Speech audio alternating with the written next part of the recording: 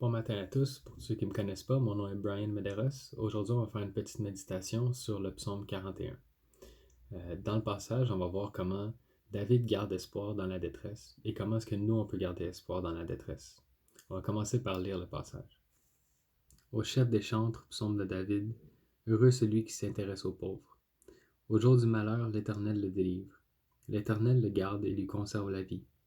Il est heureux sur la terre et tu ne le livres pas au bon plaisir de ses ennemis. L'Éternel le soutient sur son lit de douleur. Tu le soulages dans toutes ses maladies. J'ai dit, Éternel, aie pitié de moi. Guéris mon âme, car j'ai péché contre toi. Mes ennemis disent méchamment de moi, quand mourra-t-il? Quand périra son nom? Si quelqu'un vient me voir, il prend un langage faux. Il recueille des sujets de me dire. Il s'en va et il parle au dehors. Tous mes ennemis chuchotent entre eux contre moi. Ils pensent que mon malheur causera ma ruine.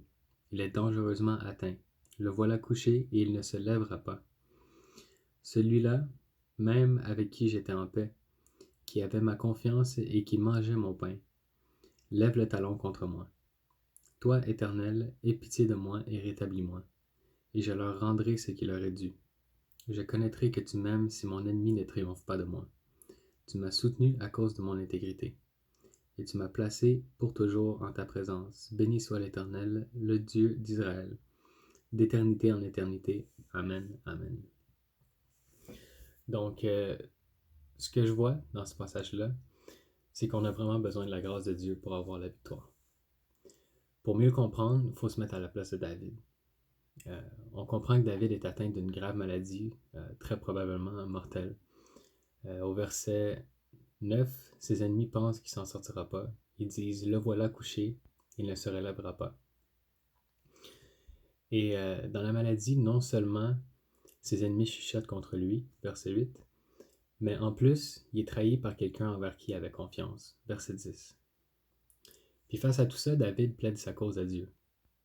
Dans les 4 premiers versets, David se rappelle les promesses de Dieu. Puis il a espoir que Dieu va le soutenir. Parce qu'il est juste, et plus précisément parce qu'il adhère à ce qu'il dit dans le verset 2. Dans le verset 2, il dit « Heureux celui qui s'intéresse aux pauvres ». Je pense que David, il s'identifie à cette personne-là, à cette personne qui s'intéresse aux pauvres. Je pense qu'il faut comprendre aussi que pauvre, c'est pas seulement pauvre niveau économique, mais plutôt les gens qui sont maltraités en général, les gens qui sont un peu plus mal vus dans la société. Et c'est dans cette optique-là que David, il se présente devant Dieu. Mais ce qui est vraiment intéressant, c'est que dans le verset 5 ensuite, David il demande à Dieu de guérir son âme et il admet avoir péché contre lui. En fait, David reconnaît que malgré la souffrance physique, la souffrance spirituelle est beaucoup plus alarmante. Quand il dit « Aie pitié de moi », dans le fond, il fait appel à la grâce de Dieu. Au verset 11, il dit « Aie pitié de moi, rétablis-moi, et je leur rendrai ce qui leur est dû. » David a besoin que Dieu lui fasse grâce pour triompher sur ses ennemis. Puis ayant tout ça en tête, j'aimerais qu'on revienne au verset 10 où est-ce qu'on apprend que David il se fait trahir par un ami. Donc on va juste le relire. Verset 10. Celui-là même avec qui j'étais en paix, qui avait ma confiance et qui mangeait mon pain, lève le talon contre moi.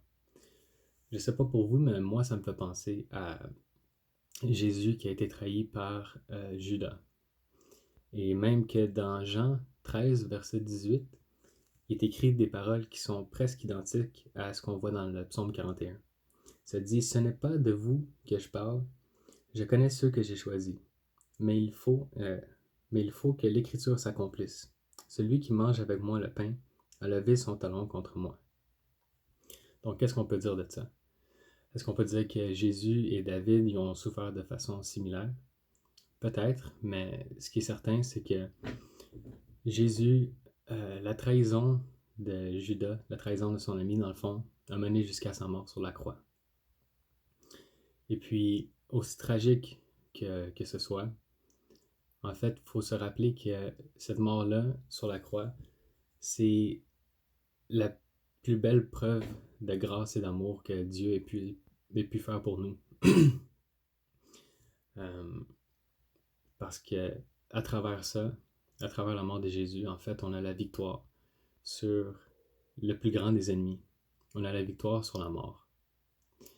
Et puis, je pense que ce qu'il faut retirer de ce passage-là, c'est que peu importe ce qui arrive, je pense que il faut remettre nos problèmes et nos épreuves au pied de Dieu. Puis il faut se souvenir, il faut se rappeler qu'on peut avoir une grande paix. Et ouais, en fait, on peut avoir une grande paix dans l'idée et dans la connaissance que malgré, peu importe ce qui peut arriver, peu importe les épreuves qu'on va traverser, peu importe les tribulations, les souffrances, les défaites, au bout de la ligne, on va avoir la victoire à travers Jésus-Christ qui a donné sa vie pour nous, parce que Dieu nous a fait cette grâce. Donc, je vais finir avec une petite prière. Seigneur, merci pour ta parole, merci pour cette sagesse, merci de nous avoir fait cette grâce incomparable, Seigneur. Merci de nous avoir donné ton Fils en sacrifice, de nous avoir donné la victoire sur la mort. Je te prie qu'on puisse s'en souvenir à tous les jours, Seigneur. Je te prie que ces paroles-là puissent faire effet dans nos cœurs et qu'on puisse avoir une assurance et une paix en toi. Je te prie que tu nous accompagnes dans les temps à venir, dans cette crise, et que, oui, on puisse vraiment avoir une grande paix en toi, Seigneur. C'est au nom de ton Fils Jésus-Christ que je te prie. Amen.